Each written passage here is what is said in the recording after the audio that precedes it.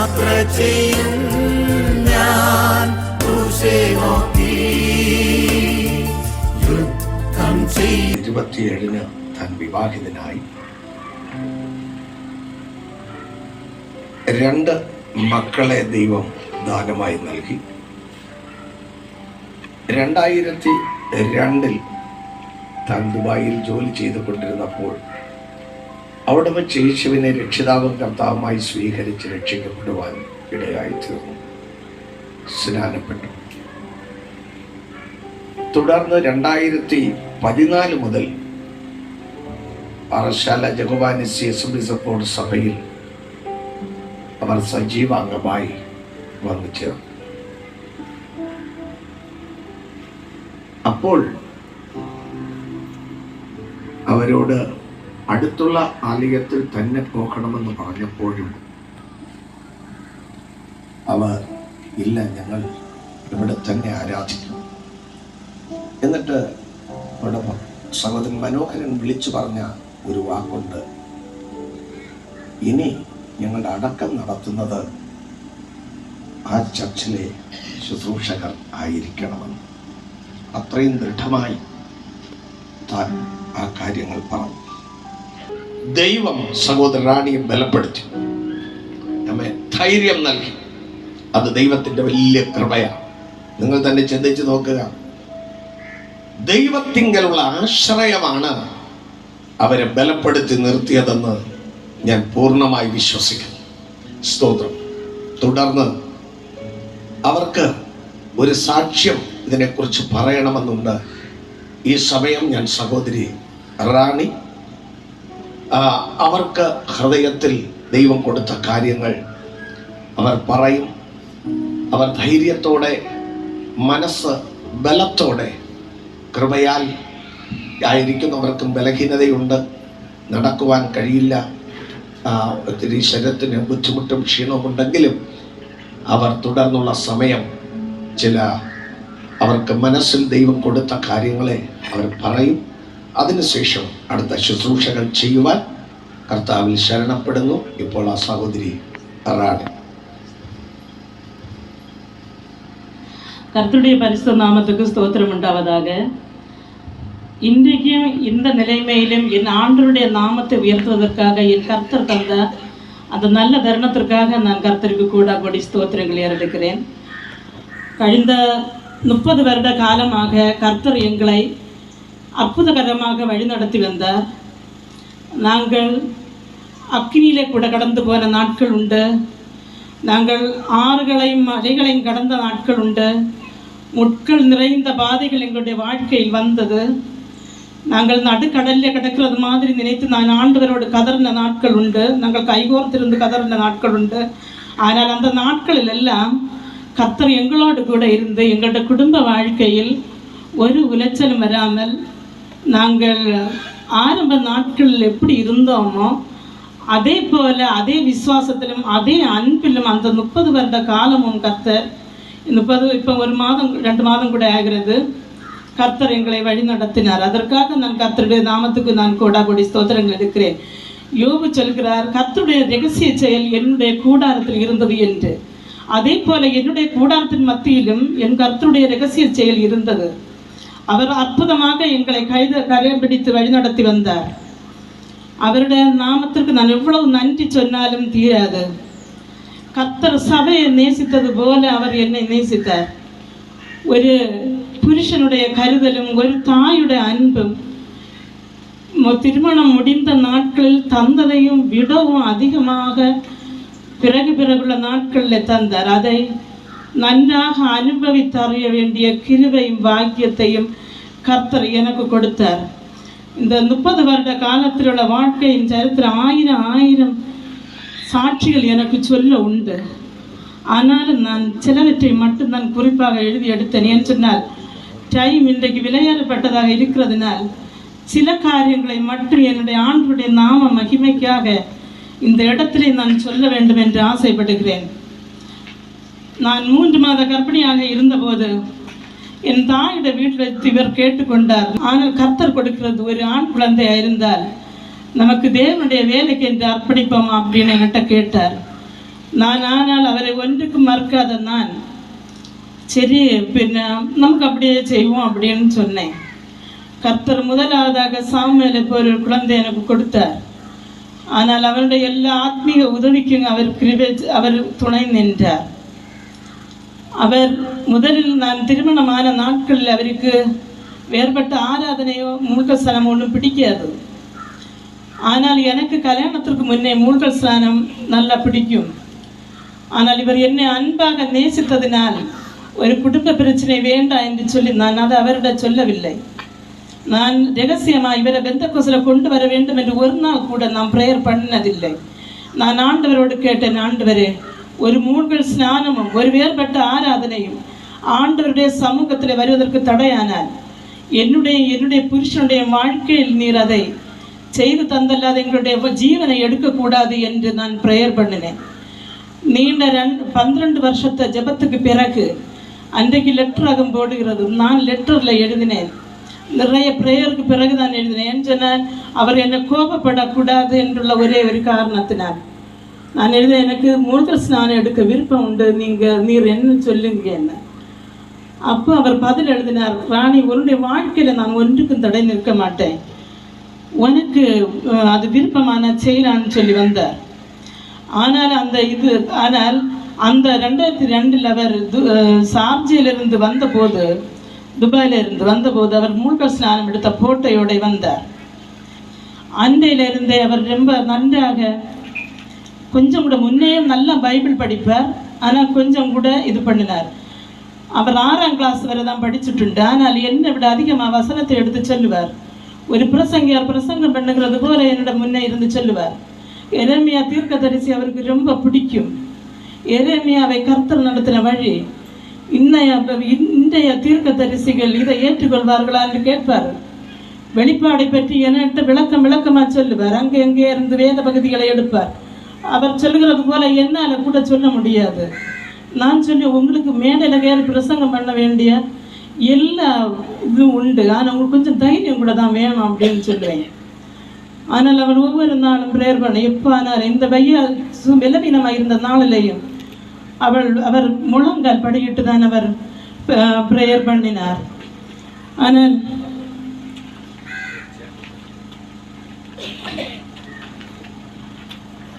கடந்த 2020 பிப்ரவரி மாதம் இனி நான் பல தடவை வெளிநாடு போயும் இனி நான் வெளிநாடு போகவில்லை என்று சொல்லி எல்லாம் தீர்த்து நான் வந்தேன். ஏன் என்று சொன்னால் அன்றைக்கு கொரோனாக்குள்ள ஆரம்பம் இருந்தது. இல்லை, எங்களுக்கு கொஞ்சம் ஃபினான்சியல் ப்ராப்ளம் இருந்ததுனால இனி நான் போக மாட்டேன் என்று சொல்லி அவர் வேண்டான்னு சொல்லி தான் அனுப்பினார். ஆனால் நவம்பர் பகுதியான போது என்னோட சொன்னார், ராணி, நான் ரொம்ப பலவீனமாக இருக்கிறேன், இன்றைக்கு உன்னுடைய ஒரு துணை எனக்கு அவசியமாக இருக்கிறது, நீ கண்டிப்பாக இந்த நவம்பர் கடைசியில் நீ ஏறி வர வேண்டும் என்று சொன்னார். அப்போ நான் அதை தடுத்தேன். ஏன்னு சொன்னார், இந்த எனக்கு அலர்ஜி ப்ராப்ளம் இருக்கிறதுனால், கோவிட் பிரச்சனை இருக்கிறதுனால் என்னால் அலைய முடியாது, அதனால் நான் வரவில்லை என்று சொன்னேன். ஆனாலும் எங்களுடைய வாழ்க்கையில் நாங்கள் இவ்வளவு அன்புக்கும் காரணம் ஒருவரை விட்டு கொடுக்கிறதும், ஒருவருடைய வார்த்தைகளை நாங்கள் கனம் பண்ணுகிறதும், ஒருவர் நேசிக்கிறதும் தான் எங்களுடைய குடும்பத்தில் இத்தனை வெற்றிக்கு காரணமாக இருந்தது. அதனால் அவரை எனக்கு எதிர்க்க முடியாமல் நான் நவம்பர் லாஸ்ட்டில் கோவிட் டெஸ்ட் நான் பாஸ்டரை முடிச்சு சொன்னேன், பாஸ்டர் தான் ரொம்ப பலவீனமாக இருக்கிறேன், அந்த நாட்களில் எனக்கு நடக்கக்கூட முடியாது. நான் பாஸ்டர் சொன்னேன், கோவிட் டெஸ்ட்டுக்கு போகிறேன், பாஸ்டர் ப்ரேயர் பண்ணுங்க. அதிக பாரத்தோடு ப்ரேயர் பண்ணி நான் நவம்பர் 25ஆம் தேதி நான் சார்ஜா எத்தினேன். நான் கேட்டேன், நீங்கள் ஏன் இப்படி இவ்வளோ கஷ்டப்பட்டு என்ன வருத்துறேன், நான் ரொம்ப மன பாரமாக இருக்கிறேன், அப்படி உனக்கு துணை எனக்கு வேணும் என்று எனக்கு தோணுது ராணி அப்படின்னு சொன்னார். டிசம்பர் மாதத்தில் ரொம்ப மன விருத்திய சில காரியங்களை என்னோட பகிர்ந்து கொண்டார். அப்போது நான் சொன்னேன், நீங்கள் ஒரு காரியம் செய்ய, டெய்லி பைபிள் வாசிக்கிறதை வாசிங்க, ஆனால் 20வது சங்கீர்த்தனத்தை கூட டெய்லி ஒரு நாள் காலையிலே சாயந்தரமாக படியுங்க அப்படின்னு சொன்னேன். அதில் கொடுக்கப்பட்டிருக்கிறது, உன் மன விருப்பத்தின்படி கர்த்தர் உனக்கு தந்தருவாராக என்று சொல்லி, அதே மாதிரி உங்கள் மன விருப்பம் என்னவோ அதை கர்த்தர் தந்தருவார். அவருடைய அதிகமான மன விருப்பம், அவர் இறக்கும் போது அவருடைய பக்கத்திலே நான் இருக்க வேண்டும், கடைசியாக நான் தண்ணி கொடுக்க வேண்டும். வருஷங்களுக்கு முன்னே சொல்லுவார், நான் எப்பவும் சொல்வேன், நீங்கள் வெளிநாட்டில் இருக்கிறீர், என்றைக்கு நீங்கள் நாட்டுவில் நான் இறந்து போனால் கூட நீங்கள் ஜெடம் தானே வந்து காண்பீங்க, ஆனால் உங்களுக்கு பக்கத்தில் இருந்து இறக்கணும்னு நான் நினைக்கிறேன்னு நான் சொல்லுவேன். அந்த நேரத்தில் அவர் சொல்வார், நீ அதை மனதில் வைத்தீரு, முதல்ல நான் தான் போவேன், அதுக்கு பிறகு என்ன அனுப்பி விட்டு வருஷங்கள் கழிந்தாதான் நீ வருவேன் அப்படின்னு என்கிட்ட சொல்லுவார். ஆனால் 2 பேரும் தர்க்கித்து கொண்டே இருந்தோம். ஆனால் கர்த்தர் அவரை என்னை விட அவரை ரொம்ப நேசிக்கிறதுனால இந்த உலகத்திலே உள்ள கஷ்டப்பாடுகள் போதும் என்று சொல்லி ஆண்டவர் தீர்மானித்தார். ஆனால் இவர் 25ஆம் நாள் இவர் ஹாஸ்பிட்டல் ஆகிறார். 22, 23, 24 நாட்களில் இவர் ரொம்ப நார்மலாக இல்லை அப்படின்னு சொன்னால் அவருடைய பிரவர்த்தனைகள், அவருடைய பார்வை, அவருடைய பேச்சு எல்லாம் வித்தியாசமாக இருந்தது. வெள்ளி நைட்டு என்னட்ட சொன்னார், உனக்கு நீ ஒரு வாரம் கழியும் போது நீ இந்த காணுகிறது மாதிரி நீ என்ன காண மாட்ட அப்படின்னு சொன்னார். ஆனால் அன்றைக்கு சொன்னார், நான் சனி காலையில் எழுப்பின போது சொன்னார், ராணி கூட்டம் கூட தொடங்கியாச்சு, 2 கூட்டர் உண்டு, ஒருத்தர் இருந்து சமாதானமாக எனக்காக பேசுகிறார்கள், மற்ற பக்கத்தில் தூர நின்று பார்த்து கொண்டிருக்கிறார்கள் என்று சொன்னார் என்கிட்ட. அப்படி நான் சொன்னேன், நமக்கு ப்ரேயர் பண்ணுவோம், அதெல்லாம் மாறும் அப்படின்னு சொன்னேன்.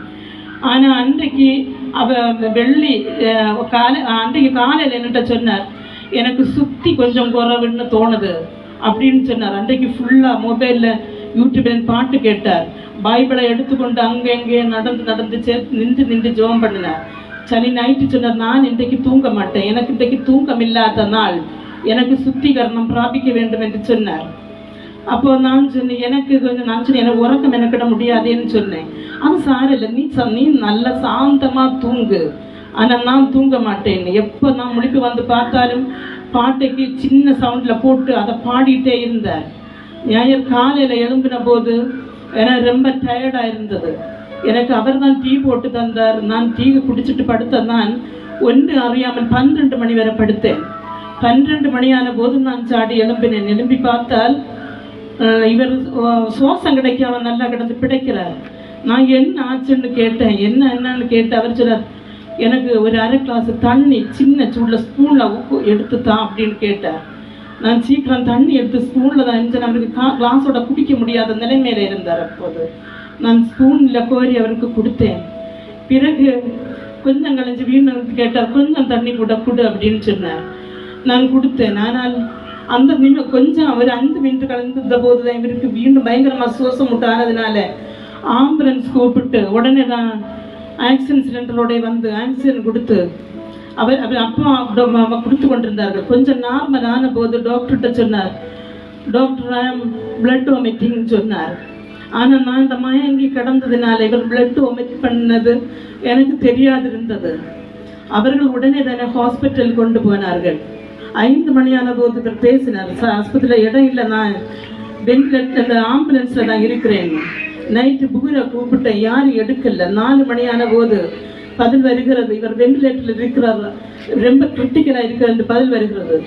நான் என்னுடைய ஆண்டவருடைய முகத்தை பார்த்தேன். இவர் ஆண்டவருடைய சமூகத்தில் செய்த நன்மையான காரியங்களை நினைத்து பார்த்தேன். ஆண்டவரை இதுக்கு இடையில ஒருபாடு தீமையான காரியங்கள் வந்துட்டு மன்னியும் ஆண்டவர் இருந்து அன்றைக்கு கர்த்தர் ஒரு பாடலை எழுத கிருபை செய்தார். அந்த 20 நாட்கள் இவர் வென்டிலேட்டரில் இருந்தார். ஆண்டவர் 6 பாடல்களை எழுத வேண்டிய அந்த வென்டிலேட்டர் இருந்த டைமிலையும் ஆண்டவர் என்னை பலப்படுத்தினார். 6 பாடல்களை எழுத கிருபை செய்தார். ஒவ்வொரு நாளும் தேவனுடைய பிள்ளைகளுடைய பிரேயர் எனக்கு அருணாவும் கோட்டையுமாக இருந்தது. கர்த்தர் எனக்கு அங்கே காகங்களை கொண்டு ஆகார சாதனங்களை எனக்கு வீட்டில் கொண்டு வருவித்தார். நான் தெரியாதவர்கள் கூட உணவுப் பொருட்களை எனக்கு வீட்டில் கொண்டு வர வச்சார். என்னை சுற்றும் பிள்ளைகளுடைய தேவ பிள்ளையுடைய பிரேயர் எனக்கு அண்ணன் கோட்டையுமாக இருந்தது. நாங்கள் 12ஆம் தேதி ஒரு நைட்டு பிரேயர் போட்டோம். அன்றைக்கு என்னுடைய பிள்ளை விழிச்சு சொன்னான், அவர் நதி தீரத்திலே அம்மா இருக்கிறதாகவும் ஒரு நல்ல ஒரு கலந்து போன ஒரு கல்லில் அவர் இருக்கிறதாகவும் அவருடைய முன்ன கூட ஒரு நதி ஓடுகிறதாகவும் அதில் நிறைய பழங்கு போன கற்கள் கிடக்கிறதாகவும் காண்கிறேன். நான் உடனே இருதயத்திலே ஆண்டவரோடு கேட்டேன், ஆண்டவரே நீர் உம்முடைய இளைப்பாறுதல் இவரை கொண்டு போவ நீர் நினைத்தீரோ அப்படின்னு நான் கேட்டேன். ஆனால் 16ஆம் தேதி கழித்தது. 14ஆம் தேதி பகல் நான் கர்த்தர் என்னோடு தாவீதுடைய சரித்திரம் என்னுடைய முன்னே வந்தது.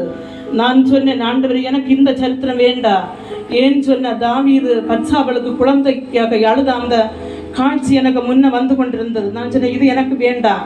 ஏன் சொன்ன, தாவீதுக்கு அந்த குழந்தை கிடைக்கவில்லை, அதனால் எனக்கு வேண்டாண்டு 5-6 தடவை சொல்லி அது மீண்டும் மீண்டும் வந்ததினால் நான் ஆண்டவருக்கு கீழே அமைதலாக இருந்தேன். சாயந்தரம் நான் ஆவியில் நிரம்பி ஜெபம் பண்ணி கொண்டிருந்தேன். கட்டிலை பார்த்து, ஆண்டவர் இந்த இடத்திலிருந்து எடுத்துக்கொண்டு போனவரை சுகத்தோட தாரும் என்று சடன்னு ரூமில் பிரகாசம் வருகிறதை நான் உணர்ந்தேன். புறாக்கள் அதிகமாய் பறந்து இறங்குறதை ஏறுகிறதை என்னால் உணர முடிந்தது. ஒரு புறா என்னுடைய தலையில வந்து அமருகிறது. எனக்கு இப்பவும் அது அமர்ந்திருந்தது எனக்கு அறியப்படுகிறது. கர்த்தரனை தேடினார், இவர் சுகமானார் என்று சொல்லி, இவருடைய ஒரு கால் வரும் என்று சொல்லி நான் காத்திருந்தேன். 20 நாள் நான் நேரே தூங்கல. அதனால தான் நான் இவ்வளவு பலவீனப்பட்டேன். ஏன் சொன்னால் என்னுடைய இருதயம் சொல்லும், நீ தூங்கினால் சத்ரு முதலெடுப்பான், பிரேயர் பண்ணுன்னு சொல்லி இரவும் பகலும் தூங்காமல் ஆண்டுடைய சமூகத்தில் நிலவழித்தேன். ஆனால் அந்த ராத்திரி நான் காத்திருந்தேன். 11:30 மணி ஆனபோது ஹாஸ்பிட்டலில் இருந்து விழித்தார்கள். ஆக்சிஜன் லெவல் ரொம்ப குறைபட்டது. ஆனால் அவர் மோர்ச்சரில் வைத்த பிறகுதான் என்னோடு விழித்து சொன்னார்கள், எங்களால் காப்பாற்ற முடியவில்லை என்று சொல்லி என்னிட்ட சொன்னார்கள். நான் உடனே பாஸ்டரை விழித்தேன். அவர் லைவ் பார்த்து கொண்டிருப்பார். அவரை என் வாழ்நாளில் நான் அவரோடு அங்கே இருந்து எனக்கு உதவி செய்தவர்களோடு சொன்னேன், என்னுடைய நல்ல நினைவு நஷ்டப்படுகிறது வரை சார்ஜில் நடந்த சம்பவங்கள் என்னால் மறக்க முடியாது. அதை நான் அந்த நிமிஷம் வரை நான் அவர்களுக்காகவும் ப்ரேயர் பண்ணுவேன். ஏன்னு சொன்னால் என்னை தாங்கினார்கள். அதே போல நம்ம பாஸ்டர், விசுவாச குடும்பங்கள், என்னை தெரிந்தவர்கள் எல்லாம் எனக்காக நன்றாக ஜெபம் பண்ணினார்கள். இந்த நேரத்தில் நான் உங்களுக்கு எல்லாருக்காகவும் நான் கர்த்தருடன் வேண்டிக் கொள்கிறேன். உங்களுக்கு கர்த்தர், நீங்கள் எனக்கு பண்ணி தந்ததுக்கும் 10 மடங்கு கர்த்தர் உங்களுக்கு செய்வார். அந்த நாட்களிலே மரணம் நடந்து மறுநாள் நான் ரொம்ப சோர்ந்து போனேன். கண்ணீர் ஒரு துளி கண்ணீர் என்னுடைய கண்ணிலிருந்து வரவில்லை. ஆனால் நான் சோர்ந்து போய் படுத்திருந்தேன். நான் பாஸ்டர் கூப்பிட்டு சொன்னேன், பாஸ்டர் நான் ரொம்ப பலவீனப்பட்டு கொண்டிருக்கிறேன், என்னை எத்தனை பெற்ற நீர் நாங்கள் நாட்டில் அனுப்ப வேண்டும் என்று சொன்னேன். அவர் ஆனால் கர்த்தர் அந்த நாட்களில் எல்லாம் பலம் கொடுத்தார், உறுதி கொடுத்தார். என்னை கர்த்தர் நாட்டிலே கொண்டு வந்து சேர்த்தார். அந்த தேவ மனுஷன் இந்த சார்ஜில் ரொம்ப போராடினார் எனக்காக. ஆண்டவர் அப்படி நேற்றைக்கு என்னுடைய புருஷனை நாட்டில் அனுப்புவதற்கு கர்த்தர் கிருபை செய்தார். நான் இவர் இருந்த பிறகு நான் தாவீது எழும்பி குளித்தொருக்கி சர்ச்சில் போனாரே என்று நான் நினைத்தேன். நான் ஒரு நாள் தான் படுத்தேன், மறுநாள் எழும்பி சுடு தண்ணி போட்டு நான் குளித்தேன். ஆண்டவருடைய சமூகத்தில் நான் மீண்டும் ஒரு பாடல் எழுதினேன். நான் பிரத்தியாசையோட இருக்கிறேன். இவர் இந்த நிலைமையில இருக்கும் போதும் எனக்கு ஒரு பிரத்தியாசை உண்டு, இவர் மரித்து போகவில்லை என்று சொல்லி நான் ஒரு நாள் எனக்கு இனி அவருக்கு என்னிடத்தில் வர முடியாது, ஆனால் நான் ஒரு நாள் போவேன் அவரிடத்தில் பறந்து. ஆனால் கிருபையால் கர்த்தர் நிலைநிறுத்த வேண்டும் என்னை மட்டுமல்ல, கர்த்தர் பிறக்க இருக்கிற குழந்தையும் கர்த்தர் வருகிறவரை எத்தனை தலைமுறைகளை எனக்கு தருகிறாரோ அத்தனை தலைமுறையும் தேவனுடைய சமூகத்தில் காண வேண்டும் என்று நான் சொல்லி நான் வருடங்களாக ஜெபம் பண்ணுகிறவன். அதே மாதிரி நான் இன்றைக்கும் ஜெபம் பண்ணுகிறேன். நான் அவரிடத்திற்கு போய் இளைப்பாறுதல் தங்கும் என்ற கர்த்தர் காத்து கொள்வார்னு சொல்லி இந்த நேரத்தில் கர்த்தர் தந்த ஒரு பாடலை நான் ஆண்டவருடைய நாம மகிமைக்காக நான் பாடலாம் என்று ஆசைப்படுகிறேன். பகிய நாட்டிலென் வாசம் என்றே தாதன் ஒரு கேடுமே வேகத்தில்,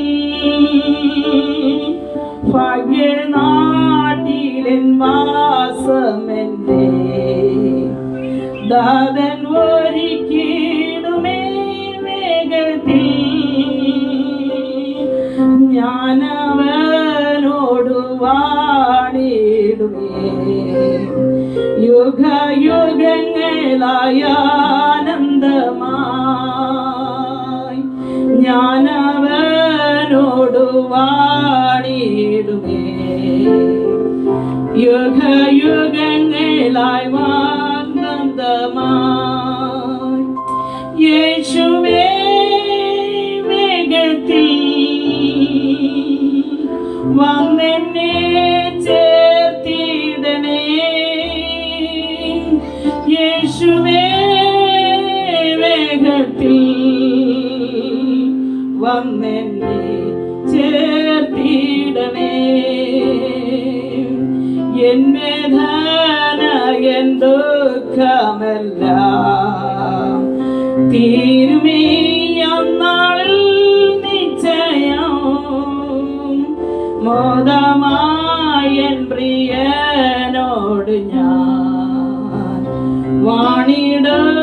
നിത്യമായി തന്നെ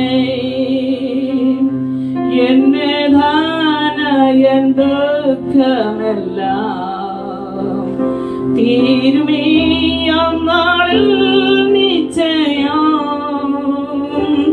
മോദമായൻ പ്രിയനോട് ഞാൻ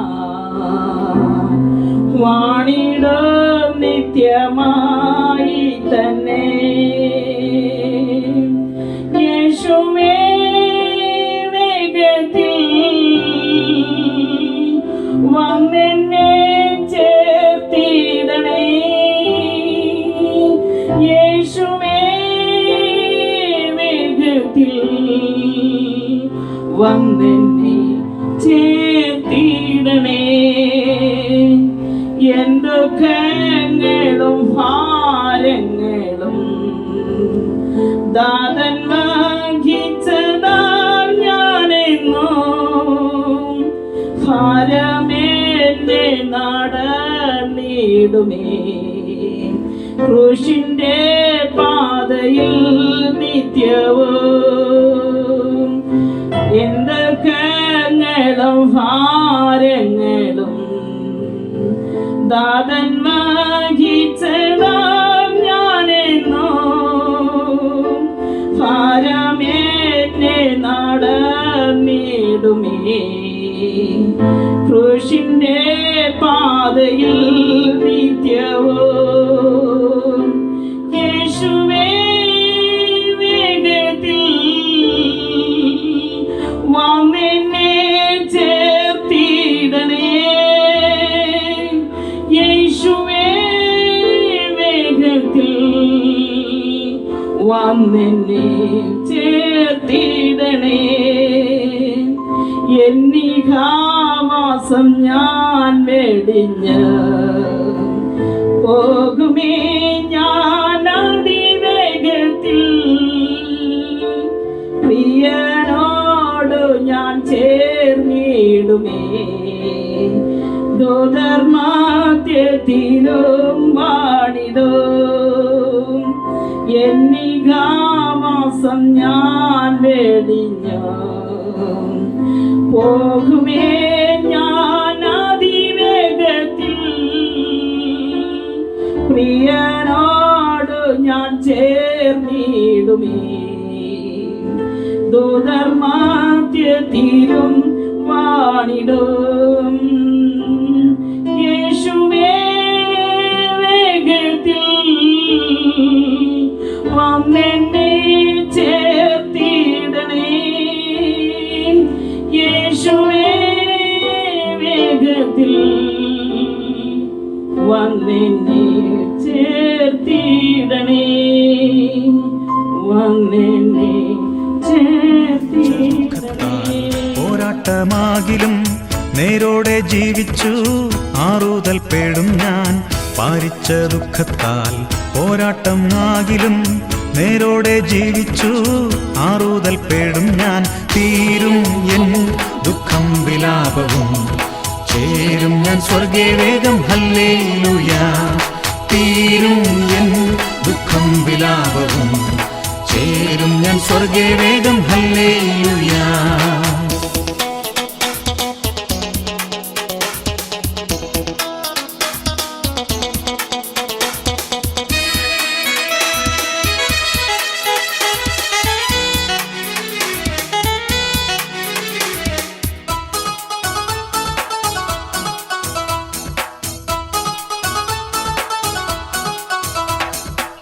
കഷ്ടതയാകിലും നഷ്ടങ്ങൾ വന്നാലും ഇഷ്ടന്മാർ വിട്ടാലും തുഷ്ടിയായി ജീവിക്കും കൂട്ടുകുടുംബക്കാർ തിട്ടമായി വിട്ടിടും കൂട്ടു സഹോദരർ ഭ്രഷ്ടനായി തള്ളിടും തീരും എൻ ദുഃഖം വിലാപവും ചേരും ഞാൻ സ്വർഗേ വേഗം ഹല്ലേലൂയ തീരും എൻ ദുഃഖം വിലാപവും ചേരും ഞാൻ സ്വർഗേ വേഗം ഹല്ലേലൂയ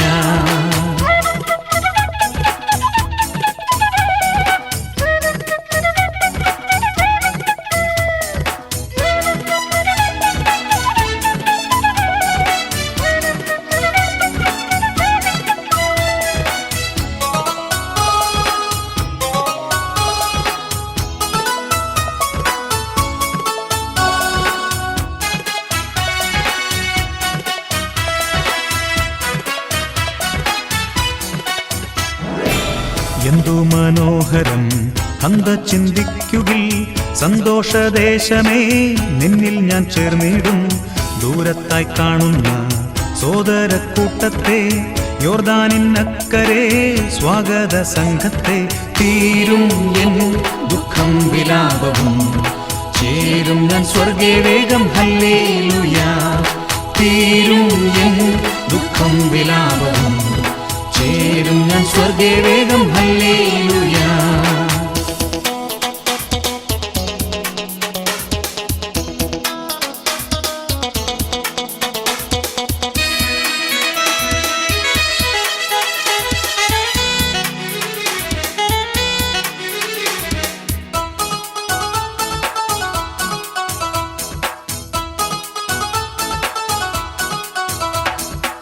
ബോട്ടിൽ ഞാൻ കയറിയിടും പാട്ടോടെ യാത്രയ്ക്കായി, കോട്ടമില്ലാതുള്ള വീട്ടിൽ ഞാൻ എത്തിയിടും. രാജമൂടി ചൂടി രാജാധിരാജനെ ആലിംഗനം ചെയ്യും നാളിലെന്താനന്ദം. തീരും എൻ ദുഃഖം വിലാപവും ചേരും ഞാൻ സ്വർഗേ വേഗം ഹല്ലേലൂയ. തീരും എൻ ദുഃഖം വിലാപവും ചേരും ഞാൻ സ്വർഗേ വേഗം ഹല്ലേലൂയ. പാരിച്ച ദുഃഖത്താൽ പോരാട്ടം ആകിലും നേരോടെ ജീവിച്ചു ആറുതൽ പേടും ഞാൻ. പാരിച്ച ദുഃഖത്താൽ പോരാട്ടം ആകിലും നേരോടെ ജീവിച്ചു ആറുതൽ പേടും ഞാൻ. തീരും എൻ ദുഃഖം വിലാപവും ചേരും ഞാൻ സ്വർഗേ വേഗം ഹല്ലേലൂയ. തീരും എൻ ദുഃഖം വിലാപവും ചേരും ഞാൻ സ്വർഗേ വേഗം ഹല്ലേലൂയ.